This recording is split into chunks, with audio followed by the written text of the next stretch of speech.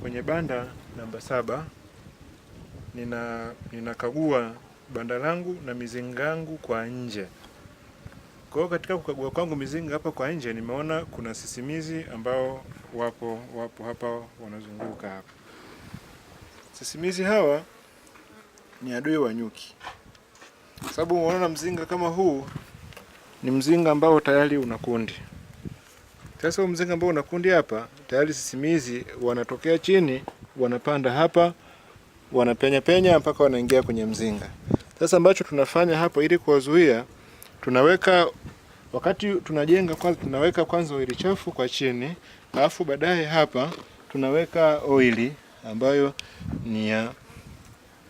tunaweka grease. Hapa tunaweka grease, wakati tunaanza kujenga tunaweka oili chafu. Sasa hii grease inasaidia kwamba sisimizi au siafu wanapokuwa wakitoka kwa chini wakipita hapa, hii harufu inakuwa inawakera. Kwa hiyo hawawezi kupanda huku juu na kuingia kwenye mzinga.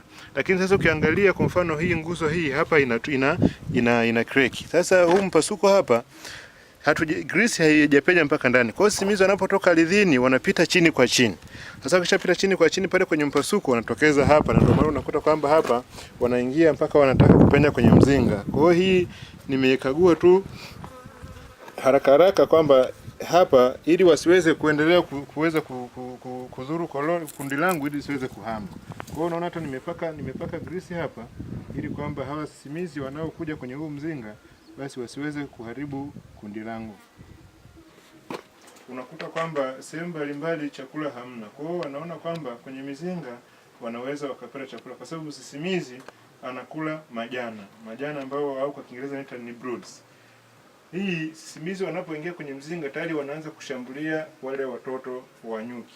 Kwa hiyo akishashambulia wale watoto wa nyuki, hapo kundi linaona kabisa kwamba tayari linakuwa halina namna gani ya kufanya. Kwa hiyo kinachofanyika hapo ni kundi zima la nyuki kuhama kabisa na kuondoka kwenye mzinga. Kwa hiyo tunapopaka grease na kutembelea mzinga mara kwa mara kufanya usafi, tunalinda nyuki wetu na mizinga yetu ili iweze kudumu kwa muda mrefu.